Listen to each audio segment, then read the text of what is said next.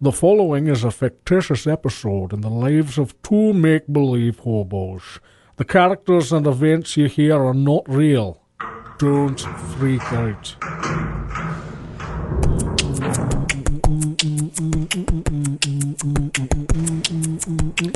Welcome to the courthouse, baby. It's Don and Greg. We are arrested. We are still in jail. We cannot get out of this place. I've been trying so hard, been clawing at the walls, but the guards keep coming at me. All they do is beat me to death with their big old clubs. I wish I was in a club, or at least my hand was full of clubs, cause then I'd win the poker games, but I can't win the poker games. My rap game's off.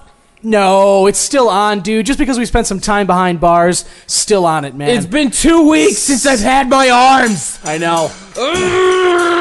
I hate this. Again, though, I'll tell you what, your balance has greatly improved. Your running time, you're getting faster and faster around the track every day. I feel like the birds that dunk their head into the water. You know, like those desk birds. Flamingos? That's how I feel like every day. Flamingos? Yeah, sure. Loop? Yeah. Well, there's that. We've both shed a few pounds, I think. Definitely. Yeah, because all we're eating is like gruel. And bread. Bread with bread crusts. That's what we're eating. It's just Wonder Bread crusts. We don't even get like the good center part. We get the ends. Nope, exactly. It's the crap. Because that's what you get. Because every guard here has to have their PB&J without the crust on. Mm-hmm. And that's what you get when you're in prison, like Greg and I are. Hi, we're the Boxcar Buddies. I'm Don. I'm Greg. And we're still incarcerated. We have not been able to find... we're in jail. We're not in cars. That's what incarcerated means, bro. In jail, behind bars. What? Yeah. We're... All right, Mr. Library Boy, I'm going to spend my time learning instead of finding a way for us to get out of here. Like I said, hey, and I will say one thing Peoria Jail does have is a nice library, and I have been taking advantage of it. For good behavior, they'll allow you to have 2 books a week, and it's nice. It's nice. I revisited some old favorites. Great Gatsby. It's not bad. Little partying, little prohibition action. Wow. 4 despicable characters. Fun. Yeah. An entire book full of unlikable, unrealistic, horribly written characters. Mm-hmm. That's Gatsby for you. Lord of the Flies. It's another fun one. Yeah. Catch-22. A bunch of children kill each other over a pig. Right. Exactly. And they learn stuff along the way. They also learn how to pray to a giant fly god. Totally. And, yeah, that's really all that's all I can remember right now. But books are hard. They are. Not easy. Not easy absorbing those written words into the old cranium. Especially since our skin is so dry. We don't really get to moisturize while we're in here. No. And, going to the shop, like, everything is so costly here. There's obviously a markup and good, you can bargain for other people. I can't believe that there's taxes even in prison. It's pretty brutal. It's become, things aren't just a cigarette anymore for me. They're a cigarette and a half. Exactly. And you don't get to smoke Who that smokes half a cigarette? Nobody. Idiots. Yeah, nobody by choice. That's right. You want the full thing. And I already have filtered cigarettes, so it's like, okay, what do you want? Do you want all the tobacco, or do you want nothing but filter? Right. What do you choose? I let them choose. It's easier that way. Yeah, because I'm not gonna make it seem like I'm skimping you out. You either want this or you want that. Right. You either want the full lung capacity or you just want to look cool. Yeah, exactly.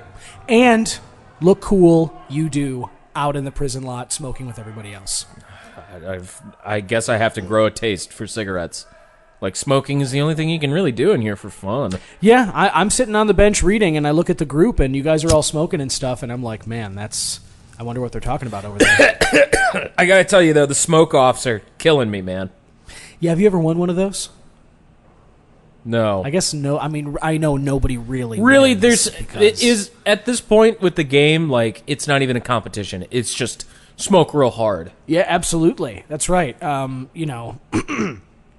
Charlie over there, and sorry if the stench is coming over your way. It's okay. It's a small cell. I know that your throat is really sensitive to this kind of stuff. It is. It definitely is. It's already constricting.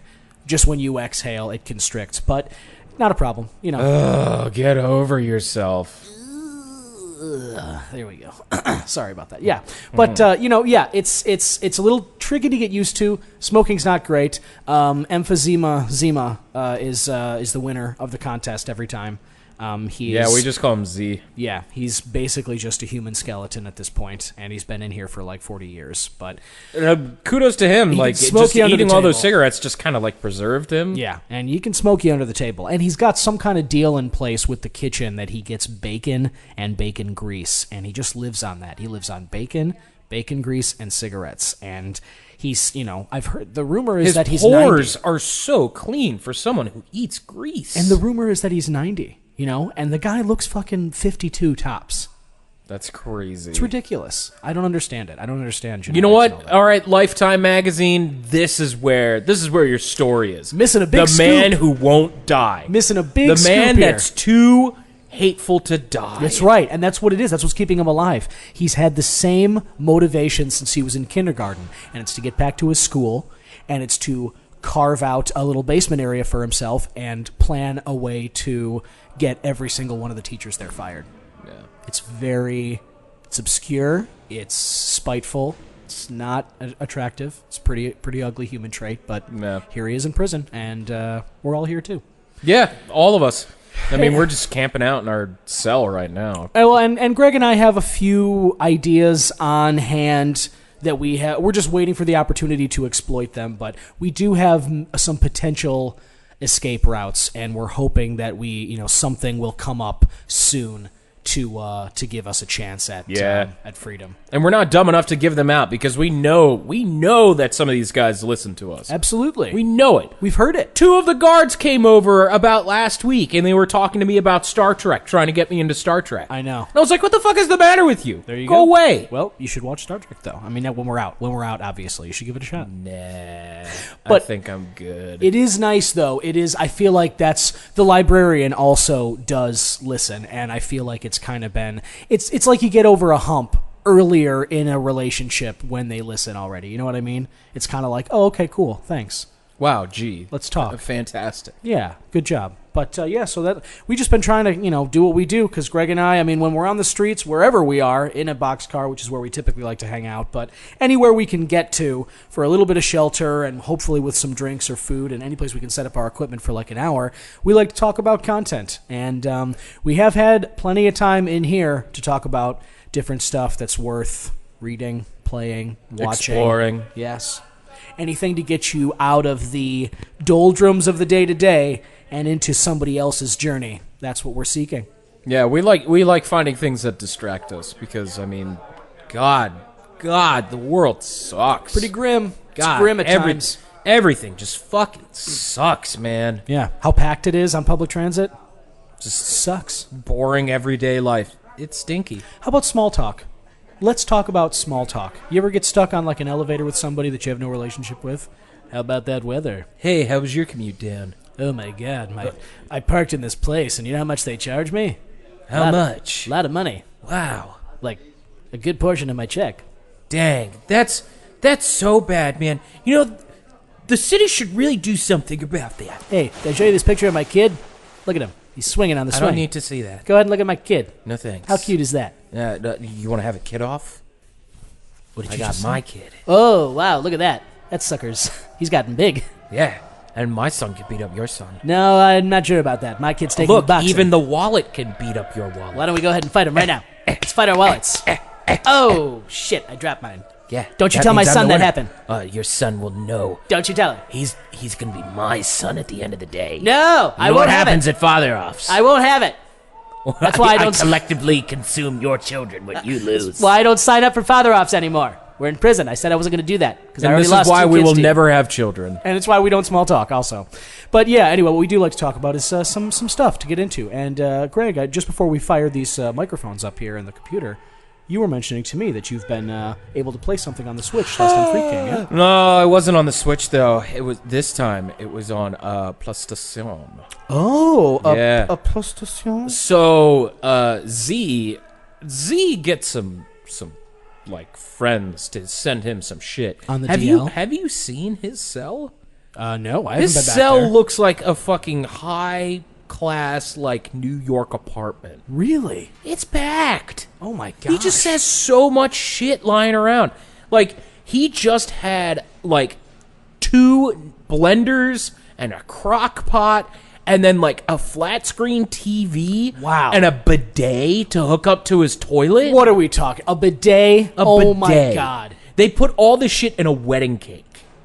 This is ridiculous. And he was like, yeah, I'm celebrating my wedding. Because that's Right. how Z talks. Of course, yeah. But dude sounds like an ashtray. I guess after 40 years, at one place, you figure out the people to talk He's to. got you make some connections. relationships, yeah. He's like, my cousin used to own a Radio Shack, and then he cashed out and got all this money. So now I got, leftover Radio Shack money. Oh, man, Z.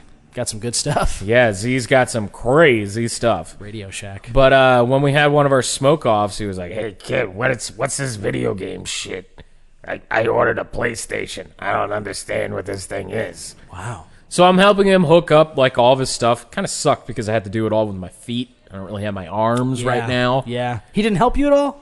No. He's horrible. He's like any other dad that doesn't understand how computers work. How come I can't connect to the internet? I just want to see my email. Right. Well, right. you have to go to the website. Why can't I just do it from the desktop? Right. He, texts you his Google search. What do you intend to search? Right. I every time I type in search for my Social Security, it doesn't pop up. Right. Like, the last thing you want to do is put in your Social Security onto Don't type that number search in, bud. system. Yeah, what are you doing? Especially when we're here in prison, when there are probably people here who have been incarcerated for net crimes. It's a closed circuit. That whole internet server, it's that info is going right back to somebody. It was wacky, but I set up his PlayStation, and luckily, he also had a router.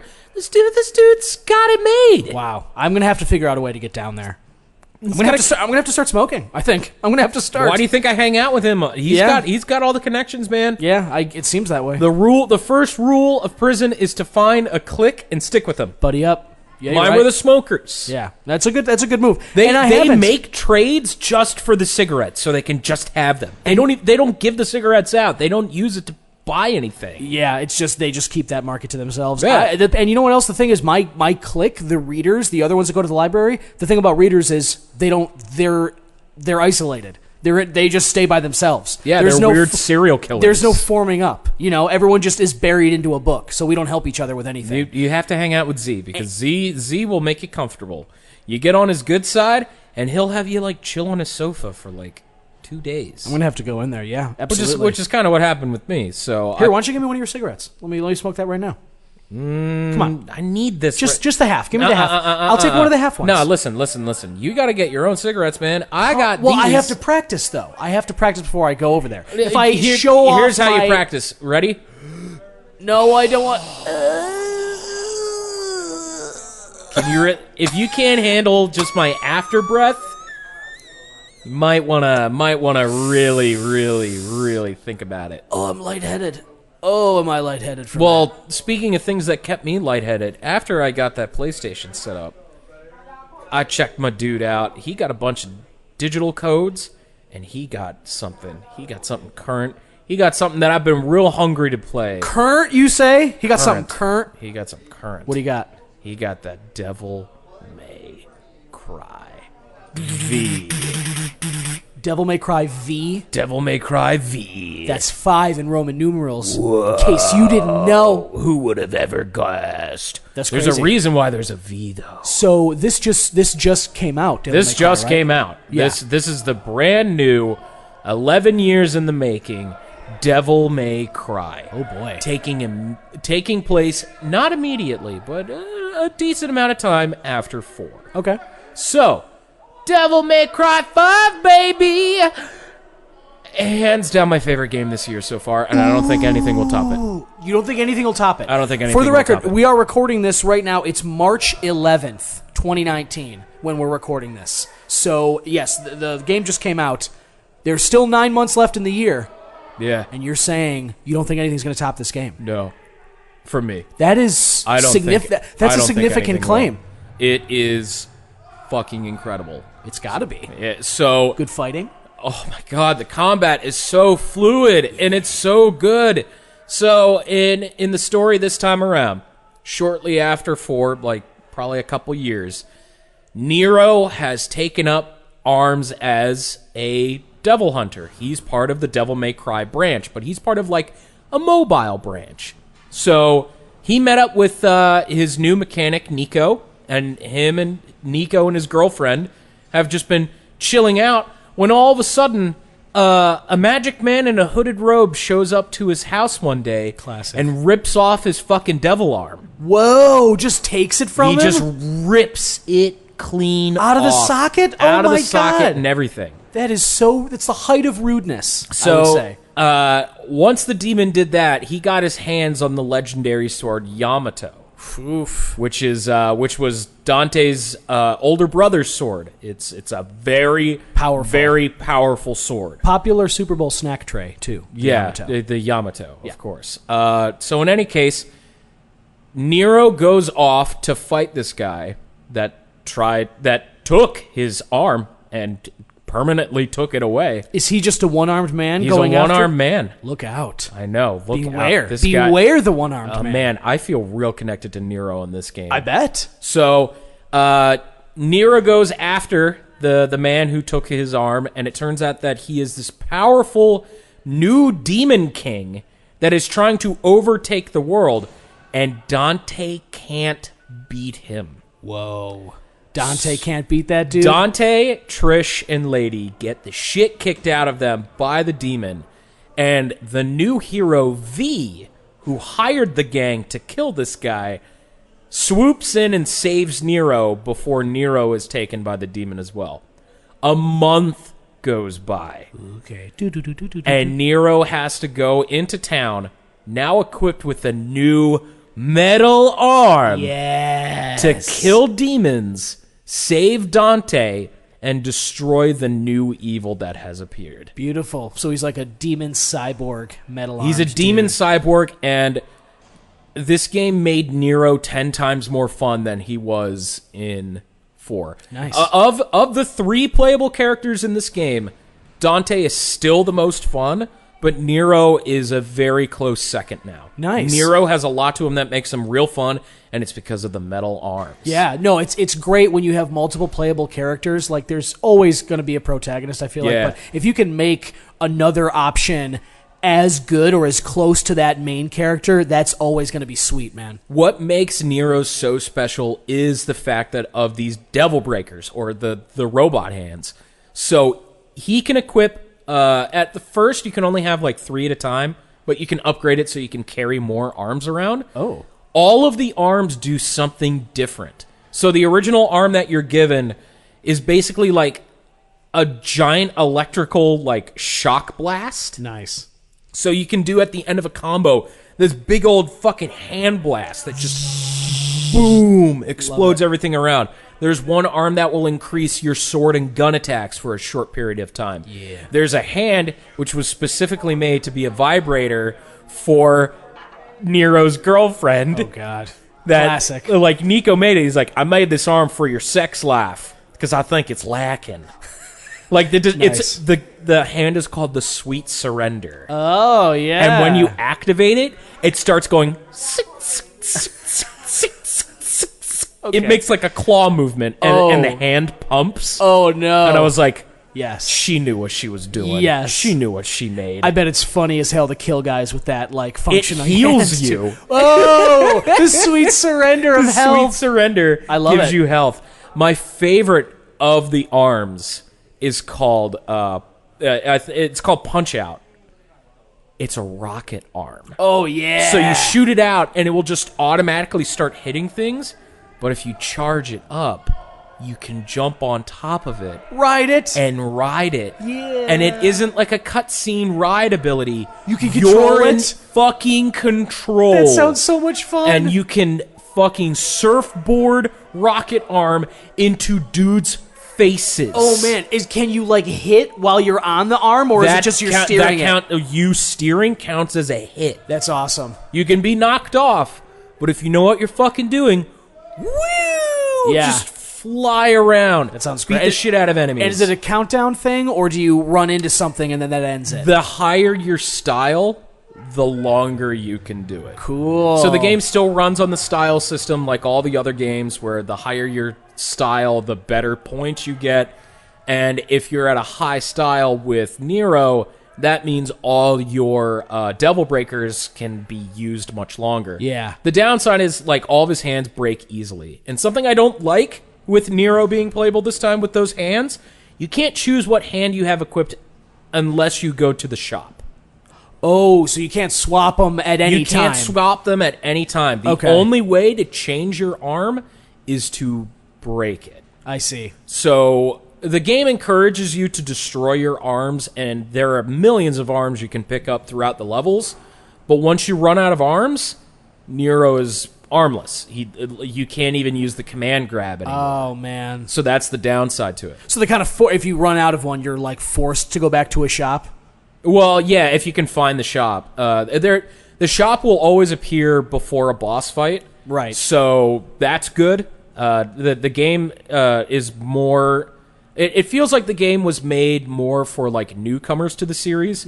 The standard difficulty is slightly easier than previous games, but the harder difficulties are fucking hard.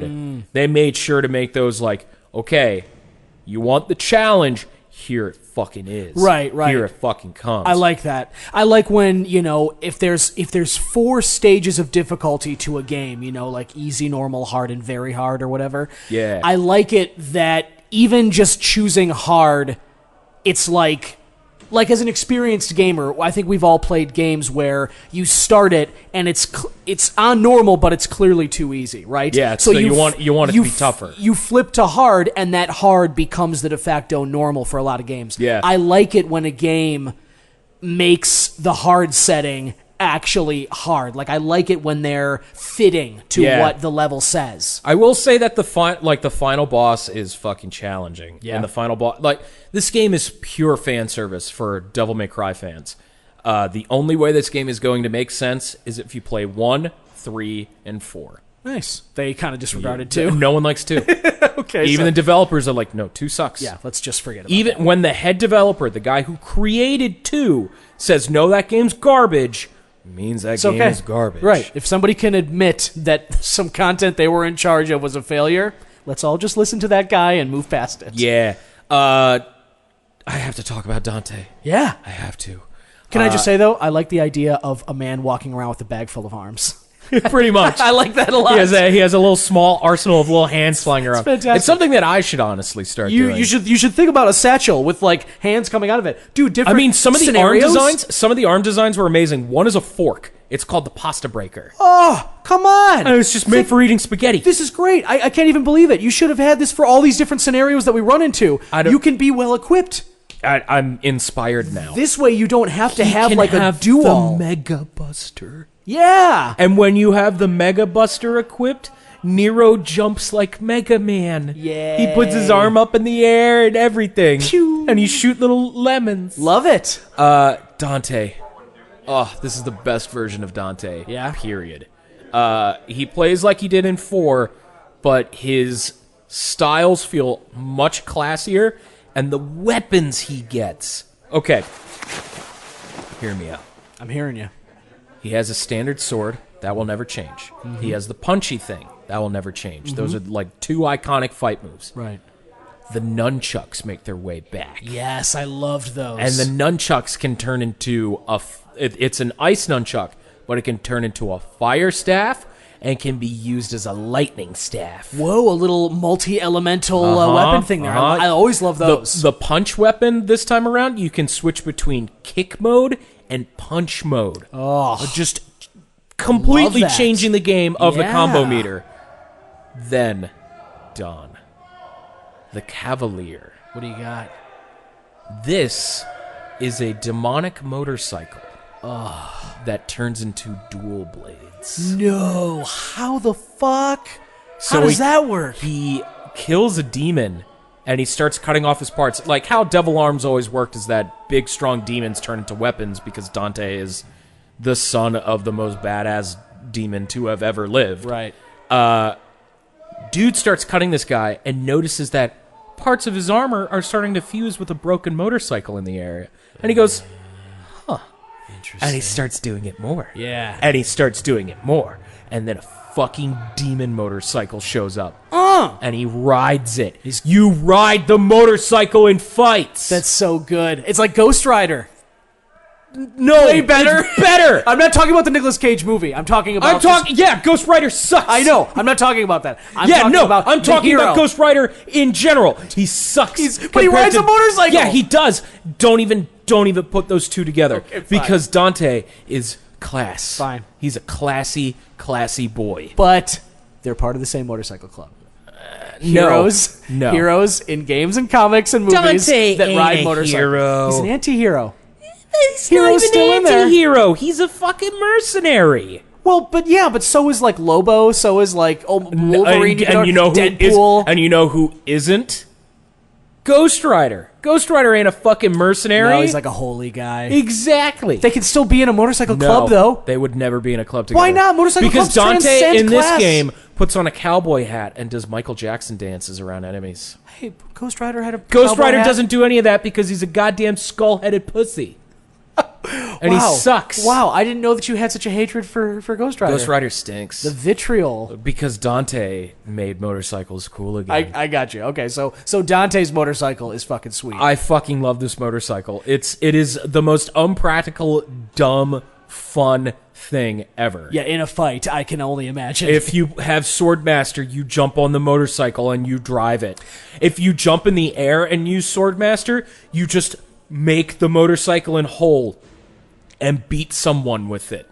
And then he throws the motorcycle and it explodes. So how does it split into two swords, into dual swords there? Is it just like a fucking back and Demon Mac it. Is it just a back and forth kind of a thing? Like, I mean, like in the fight, like you're saying it like splits into dual Yeah, so swords? he picks it up by the back wheel and it turns into two things. Oh, okay. Well, Can like you do the that? front wheel and the back wheel are like the two sides. Gotcha. So he uses both of them as like And swords. is that something that like, is that like a limit break? Is that something you can flip to at any time? You can do it anytime you want. Wow, that's awesome. Devil Trigger is back, but now there's a new kind of Devil Trigger called Sin Devil Trigger.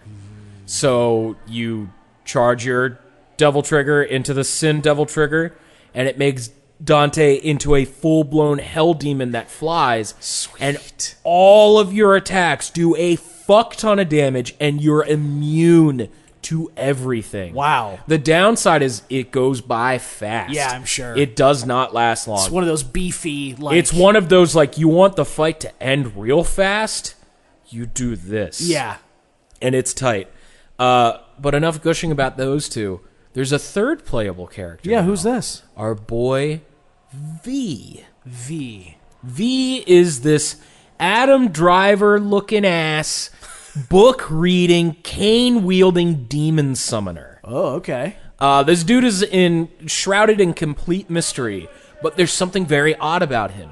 He summons demons which you use to fight with, and they're all named after the three iconic bosses from the first game. Oh. Griffin, Shadow, and Nightmare. Okay. These are like the three big boss fights from the first game. DMC one. And if you play through Devil May Cry 1 and then play through this, it will make sense. Sweet and rewarding. It will make sense. Nice little callback. V is like, he's my least favorite to play of the three, but he's such a welcome change of pace.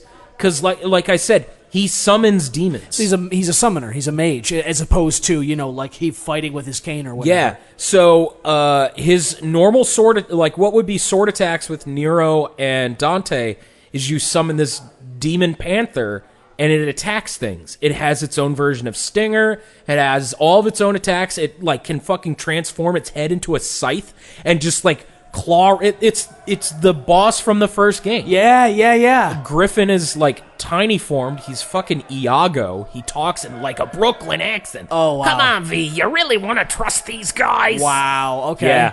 Yeah. Sure, that's a lot of fun. He is your gun. Oh, so okay. he fires like electric bullets, and then if you charge it down, he'll shoot like a big stream of lightning. And then his Devil Trigger is he summons this big fucking golem that you can only control if you pay for the upgrade, and you beat the shit out of everything. Wow. The thing with V, though, is he's completely defenseless up close. Sure. You have to have the demons do all the attacks, and V has to give the final blow to enemies, Look, or the they demons won't die. The demons can't kill They them can't themselves. kill them. They'll put them in a state where they're all white, and then you can Walk up and poke them or something. you with the poke them cane. with your cane, Yeah. and that's how they die. Interesting. It's a really welcome change of pace, and he feels pretty good to control. Like, he doesn't feel like he's completely out of place in this world. Yeah. He struck me as he was going to be like doom and gloom kind of guy, which he is, but he's also really goofy. One of his taunts is he'll start using his cane as like a conductor wand. Oh, nice. And then Flight of the Valkyries will start playing. Oh, lovely. That's So, fun. It's so good. Yeah. I loved every minute of this game. Nice. Every level had a boss. There's a ton of exploration to do. The dialogue is so fully aware of how fucking stupid the game is. The challenges of like the higher difficulties are crazy. I can't wait to do Hell in Hell mode, which is a one-hit KO world where you hit something, it will die in one hit. They hit you, you die. Yeah. It's crazy. Tough stuff. But It's that sounds tough like stuff. Sounds like a blast, though. It was incredible, and I can't wait to play more. So, I mean, honestly, when we're probably done with this, I'm just gonna go straight to Z's. I'm going with you. I'm going with you, so I can figure out how to smoke and stuff. Yeah, I gotta figure this out. Hopefully, you can really get into it. You better get a cigarette before you get in there. Yeah, I'm gonna steal one of yours. I think on the way over there because Fine. yeah. But yeah, that's cool. It is. I'm definitely gonna have to go over there now, hearing about all the options that Z's got. Because I'll tell you what, man, it's not easy to come by stuff over here. Although one thing that I will say is that I did speak to Freak. I did call him after last week, after you told me that he came to visit you. What did he do? Well, he brought me a little tablet, actually. How the hell did you get that in Got a here? little tablet. Hey, shut the fuck up, man. There's guards like just down the block, all right? We're trying. I want to keep this as it is because I've been using it to watch stuff and send some emails and whatever. See, the prison doesn't have internet, but there's a school that's not far from here, and it does have a public Wi-Fi. That's insane. So, booyah. I did get a tablet with functioning internet, and I have been watching Netflix to pass the time. I've been keeping it tonight, usually. Like, I wait until after you're asleep. I wait until kind of people... Oh, yeah, of course. You have to hide it from me because Lord knows what happens with Greg will grab the tablet. Boo-hoo. Someone was playing fucking Devil May Cry 5 in... Yeah, I worked for Emphysemas. that. Freak just gave you a tablet. You know what he said that I did? You know what Freak said that my work has been? Putting up with you, bud. He said that. He said, you put up with Greg. That is a straight up fucking lie. He said it. He was like, you put up with Greg. You deserve this. No. You deserve this. That's your Freak impression isn't even good. That's what he said. You sound like a dying Zoidberg. Sound like Zoidberg if he was being slowly put into a boiling pot of water. Hey, listen, Freak thinks my impression is good. He laughed, and he gave me the tablet, and he gave me these little earbud headphones. He did. And I'm sure he did. He gave me these, I'm sure he really yucked it up. He gave his like... Yeah, it was funny. He actually had the smile. He did give me some earbuds, too, to use with it, because he knew I wouldn't be able to play the sound out loud.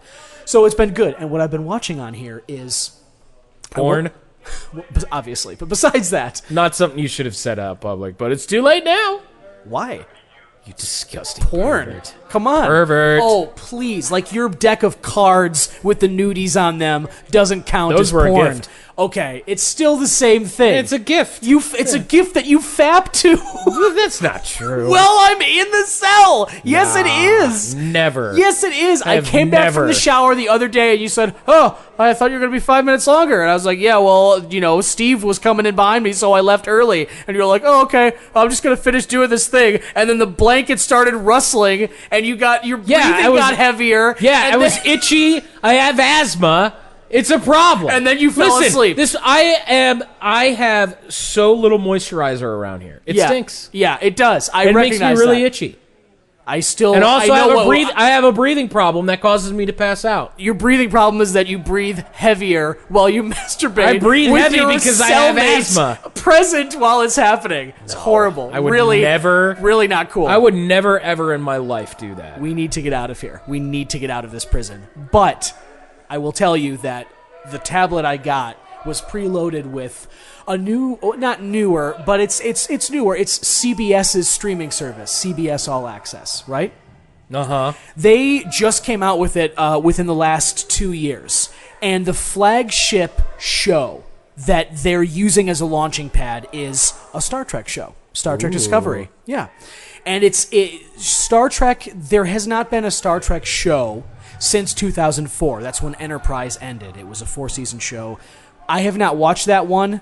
From what I've heard, not that great. I don't know if I'm going to check it out. But what I will say is that the movies started coming out in, like 2009, and then there was spin-off stuff. Discovery is right now, as we record this in 2019, it's moving toward the end of its second season. And so I watched season 1, which aired last year. And this is unlike any of the Star Trek shows I've watched. And the reason it is because Is it good? Well, there's parts about it that are very good, and then there's parts that are so-so. But the thing that stands out about it, that you immediately watch it, anyone who's watched any of the Star Trek shows and then turns on Discovery, the thing that's going to jump out to you immediately are the visuals, are the effects. This is the highest budget far and away that any Star Trek show has ever had. It doesn't look like fucking cheap TV plots like every other Star Trek. This looks like the movies, but even better. Like, the movies came out in like 2009, like 2011, and then like 2013. This is like 2017 CBS $100 million thrown at the show visuals. The visuals are very, very good. Do the visuals make it palatable? Yes, yeah, I would say so. It's not just palatable. It is a good show, but the things about it that are not as good would be the dialogue, the interpersonal relationships between the characters. So this show, it's a prequel. It takes place 10 years before the events of James Kirk, Spock, and the original Enterprise, which was the show from the 60s, which launched the entire universe. So obviously one of the big problems of Discovery is that anyone who's a big fan of Star Trek points out the inconsistencies in the timeline. If this warp existed now, why wouldn't it have been available for all the other shows? It's the same problem that anything that does a prequel after the fact runs into with better technology, right? Like, it's incumbent upon the writers to explain why this is better at this time than it was in the earlier shows, which supposedly took place later. So you kind of have to, that's something that you're going to have to, let go of. But the thing about Discovery is that it's like Discovery is an experimental vessel. You've got the Enterprise, which is a starship. You have Voyager. You have these other things. Discovery is like this. It's a ship that it's Starfleet's secret weapon before the Enterprise, and it has all this experimental technology. They're trying to figure out new ways of getting around. So the way that they end up warping to places to and from, supposedly it might not have been common knowledge or whatever. So I guess there is that. But the thing about the show, like I said, the visuals stand out. The Klingons, who are a species that any Star Trek viewer would be familiar with, they look different. Okay, I think most people may be familiar with, a Klingon has, ridges on its head. It's a big barbaric species. They're taller. They're definitely more aggressive. They speak in guttural tones in a strange language. These Klingons of Discovery are they speak higher pitched. Their language is more fleshed out, and they look a little bit like the aliens did in the movie Prometheus, if anybody saw that. Or they're smoother. Their language goes from deep and guttural to it's higher pitched, but with lisps. It's a little bit off-putting. It was for me anyway. That's all of it. That's the entire. That's how they talk to each other. That's the whole language. It sounds like Chewbacca, but he bit his tongue. Yeah, it is. Chewie, get back on the ship. Yeah, it's right. There's no vibrating of the throat. Right, it's all right in with the tongue and the mouth. The pain in his tongue. Too much. Make sure to chew your food softly there. Right. Chewie. It's every line is like when Han came out of the carbonite and Chewie was just sad and so happy to have him. So yeah. So there's sounds like the seal that was too scared to get in the water. Eggs. Yeah. So there's that to deal with. Eggs. So the Klingons are a little strange to deal with. The thing, as I mentioned before, my biggest problem with the show is the dialogue between the characters. The character, Is it too like TV show? Like it feels like just rushed kind of writing, or is it just like bare bones? Well, I know what you mean. There's a little bit of the rushed into it, but like sometimes it's like bad movie writing where you laugh out loud at something a character says, but not because it was clever or funny or because it was meant to be a humorous line. Well, it's like a B movie where they just say something that's so fucking wildly out of character and stupid. There are times when I have absolutely laughed out loud because something said by a main character was like so stupid that I was give like, me an example. That's what I was just trying to think of. Like, imagine it'd be like this. Like, there's two characters just got back from like some kind of firefight from between the Klingons, and then they're just like, why are we doing this and all this? Because I love you. like that. Like you destroyed an entire Klingon ship. You genocided that race. And I did it for you, babe. You're welcome. Did it for you, babe. Yeah. Oh, we're in Minecraft. And it's just like I said, it's a one-off, but like sometimes the final choice of the line to try and express something from a very main character, it just doesn't make any sense, and it's so convoluted that I literally would laugh out loud because I'm like, that was so bad. But I don't want to say the writing is bad because the plot itself is good.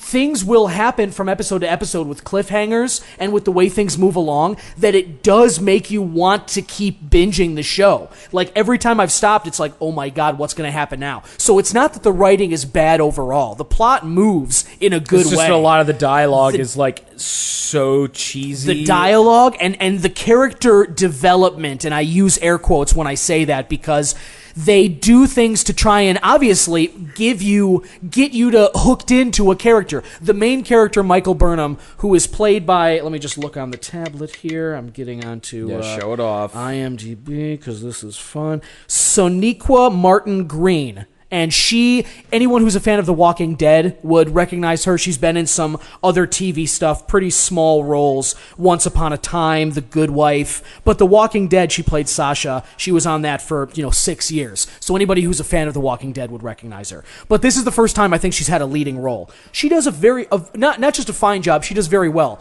Her character, Michael Burnham, is a human who was raised on Vulcan. So she's a human being with emotions, but Vulcans famously suppress theirs in favor of logic. She's a human being that's intensely logical. So her entire character development is, what is this feeling?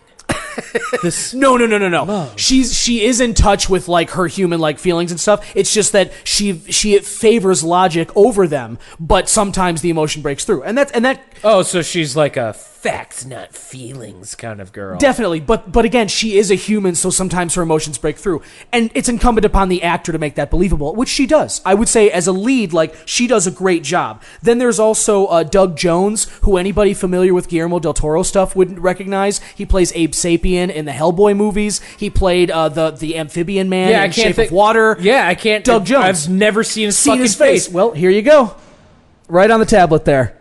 Oh, God. Freaky. Kind of looks like an alien as it is. Don showed me a picture of his bald head, and he just... It's pointy. It's a pointy bald head. Yeah. A little bit of a cone head His head's got like a hexagonal thing. He's got like the shapes. Yeah.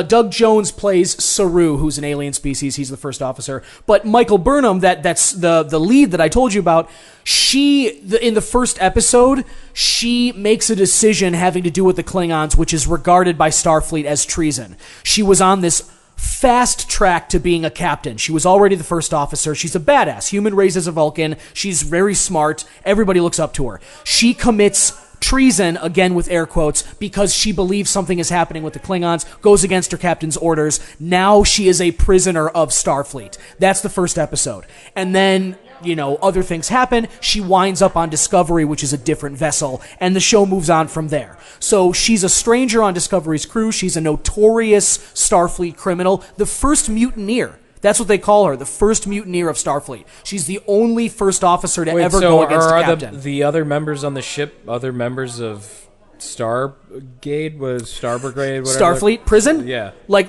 are they all criminals?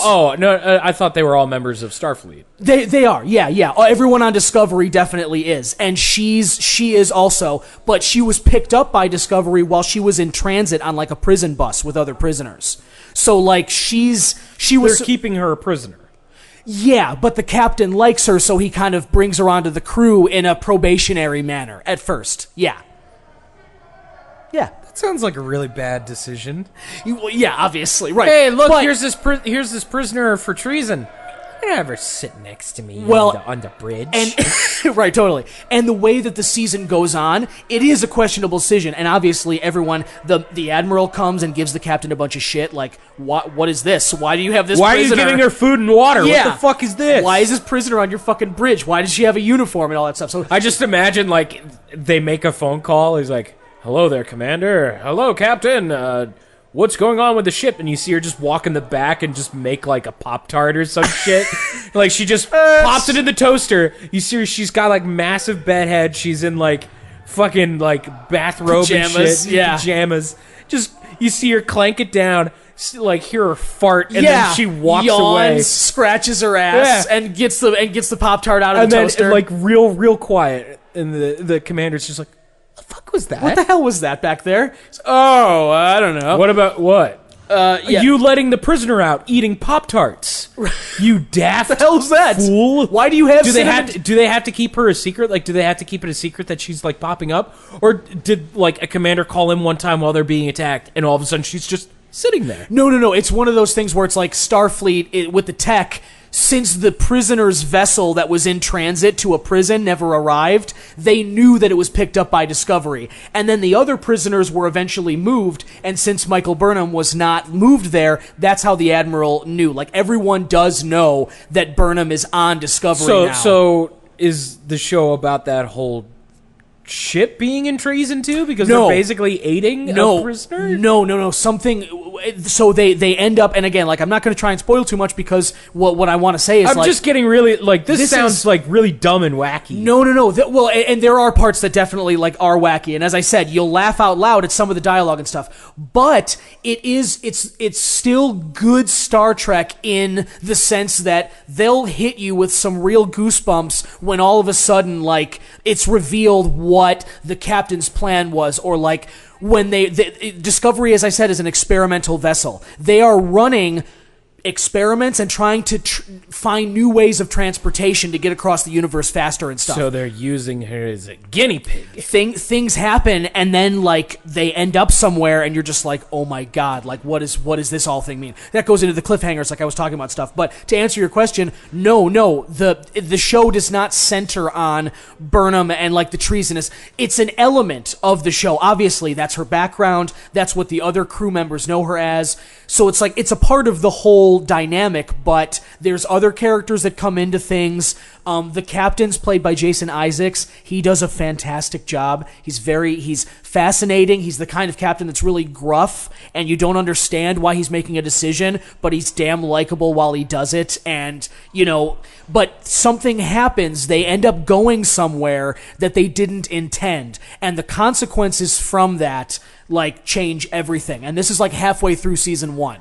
So it's just, and then after that, it's like, it's pretty crazy. So not even for like fans of Star Trek, like I would recommend it if you've watched Star Trek before, but even if you hadn't, if you have not seen one episode of Star Trek, Discovery is one that you could legitimately start with, and you would be fully engaged. As I said, the visual element alone is easier to grab you because it looks like a modern show versus the other Star Treks, which are 90s or 60s quality of film. And that immediately is like, oh, look how dated this is. God, fucking trying to watch the Captain Kirk one. I understand. It's hard to get into. You see that for 5 minutes, and you're like, what bullshit from 50 years ago am I watching? Wow, look at this dude in a plastic dinosaur suit and trying to fight. Exactly. Wow, look at that green screen behind them. Look at the wires on the fucking spaceship. Like, you can see all of that stuff. You have to forgive a lot to Jeez, jump why'd they into have that. to give Picard a bald cap? Why can't they let him just wave his hair out. Just let his locks out there. Jeez. His Patrick Stewart's gorgeous, luscious locks of hair. Just a waste of money Not buying good. those bald caps. stupid. No, his hair was too powerful to keep them around. They didn't want it to pull focus. They bursted out like balloons. Yeah, they didn't want it to pull the focus of the show. But Discovery, seriously though, I'm looking forward to getting into season 2. It's, as I said, the cliffhangers. Every episode, I think, successfully makes you want to continue watching. But as I said, the dialogue between characters, some of the development that they do, that is what you'll have to forgive with this. The visuals, the budget, very clearly there. And the plot itself is fascinating. But sometimes the back and forth between them and like just certain revelations or just conversations between some of the characters are laughably bad just because of various choices in what they'll say. Like, it doesn't make any sense, whether it's being disloyal to the character or whether it has nothing to do with the plot or whatever. It just doesn't feel right. I think we all know what it's like when you're watching something and you hear a line that doesn't feel right. There's a lot of that. But it's like you do a double take of like, the fuck did they just say? Did they really just say that? Like, exactly. But despite all of those things that I just mentioned, I think it is worth watching. It's CBS. This is what they're using as a vehicle to launch their streaming network of CBS All Access. It is it's modern, it's visually very cool, and it's worth watching. Each episode's about an hour long, and the first season's around 13 or 14 episodes. Second one, I haven't seen the total, but so you're talking about even if it's 15 each season, there's 30 episodes out right now. So very easy to kind of jump on board and see where this is going. Wow. Yeah. So I'll be watching that. That's what I got on the tablet right now. Of course, hide it away from me as usual. Well, I just got to make sure. I heard the guard coming down. Yep. Hey, nothing happening Hey, here. what's going on, guy? Hey, you got that cup of water? You got cups of water for both of us? Why do you have to make that? Why does he have to flick us off? It's not. Is that? I guess it's a power thing, right? It has to just be a power thing. It has to You're be. a dick, and you have a small dick too. So fuck off. I think it's because I don't like Star Trek. Yeah, you shouldn't admit that. Not in here. I think I'm fine. Not in here, bro. Well, Don, I do want to end something. This will be a quickie though. Okay. What do you got? Because I don't really got a whole lot to say about this. Z managed to get himself on some bootleg movies. Whoa. And early copy? Or just straight up dude videotaped it from his fucking coat. Nice. Yeah, but he brought us all over the other day, and he was like, "Hey, you guys want to watch Captain Marvel?" Us all. There's a group that he invites for movies. Yeah, the Smokers Club, you idiot. He invites everybody to his cell to watch movies. Dude, I told you his cell is huge. Oh my god. Do you even listen? This is absurd. I need to take why do you think I sided with him? I didn't know that it was a group thing. I thought you two were just hanging out. No, it's a gang. It's ridiculous. It's the whole Smokers Club, man. Wow. We just all go in there. Yeah, it's like a fucking cloud of smoke in there, but fuck it. It's okay if you're a smoker. Yeah, I'm imagining you're fine. cool with it. I'm okay with it. It's fine. All right, so what'd you guys get into then? So we got into Captain Marvel. Captain Marvel? Yeah, the latest in the Marvel film universe. Yes. So the female Marvel hero. Yeah, about time. It took them fucking 10 years. Indeed. And it isn't a Black Widow movie, which I'm like, what? Yeah, right. To be fair, I did read that there was some legal stuff between Marvel and DC about Captain Marvel versus Miss Marvel, and they actually wanted to put it out before Wonder Woman, but they couldn't get that resolved. That's why it took so long. Well, honestly, I can say that I think Wonder Woman's a better movie. Oh yeah?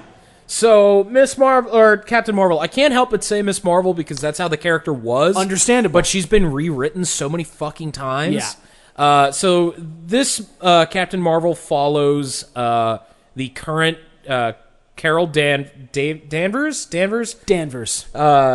and her superpowers. So Carol is a amnesiac in space, and she is a member of the Kree army. For those who don't remember, the Kree are the evil race from the Guardians of the Galaxy films. Ronan even makes an appearance in it. Ooh, I remember that. They had to try and bring him back somehow. Gotcha. But in any case, she is a cadet in their army, and she's trying real hard with her supervisor, Jude Law, into becoming a major player. During a mission, she gets kidnapped by the Skrull, which are an alien race that can shapeshift whenever they want. The Scree and the Skrull. Well, the Kree and the Skrull. Oh, sorry. The Kree and the Skrull. That's my mistake. But all right. So the Skrull are shapeshifters. Yeah. So she escapes. She lands on Earth in the 90s. So the movie has a big 90s aesthetic. Cue that 90s nostalgia. Oh, that's the popular thing I don't right even now. think it was 90s nostalgia. It was more like, man, the 90s fucking sucked, didn't they? Wow, really? Like, when she lands on Earth, the first thing that happens is she crashes into a fucking blockbuster. Okay. She gets out, and then she talks to a security guard, and she's like, how do I communicate, or where do I go find supplies for shit? And the guard points to a fucking Radio Shack. Wow. Right off the bat, and Z brought this up when we were watching the movie, and he was like, does it count as product placement if the product's dead? Great question. I don't think it would. I've been in prison for 40 years, and even I know the Blockbuster's dead. It's true, which it is. I think it's not. I mean, it's still product placement, but it's free advertising for a business that doesn't exist anymore. It's basically royalty free. Yeah, exactly. It's like they're not getting anything from it, so what's the problem? Yeah, it was strange, but in any case, after she crashes on Earth and she tries to, she communicates with her buddies to come pick her up on Earth. She runs into Sam Jackson, and they try and avoid the Skrull. But things happen, and plot twists and turns. Sure. And Jude Law comes down to Earth, and he's like, "What the fuck, man?" He comes down to Earth, and he's like, "Oh my god, I'm actually evil." Hey, oh my god, this race that if you watched the Guardians of the Galaxy movies, are fucking bad and evil and genocidal. Yeah, we're the bad guys. And Brie Larson, I'm really attracted to you. Here's something I have to say about Brie Larson. She doesn't belong in this movie. Really? She is an absolutely phenomenal actor. I think like her acting chops are like pinpoint. Like, whoa, Yeah. whoa, Yeah, she's good. whoa, really fucking good. She is not a blockbuster movie star. She is not an action star. Yeah? And she gives the same bored, like, smolder look the entire movie. I see. And she has a complete lack of charisma. I know what you mean, where, like, they're good actors sometimes just, as you said, like, don't belong in, like, a hero movie or as, like, maybe a lead in an action thing. Like, makes me think of, like, with Thor, like, Natalie Portman. She's a great actor, and yet her character in Thor is, like, horrible. Like, paper thin, flat, boring, cardboard. And it's and that's unfortunately Carol's character, too. She is so boring. The movie never even gets across what her end goal is. Like, she wants to be a good person. That's like the only thing about her.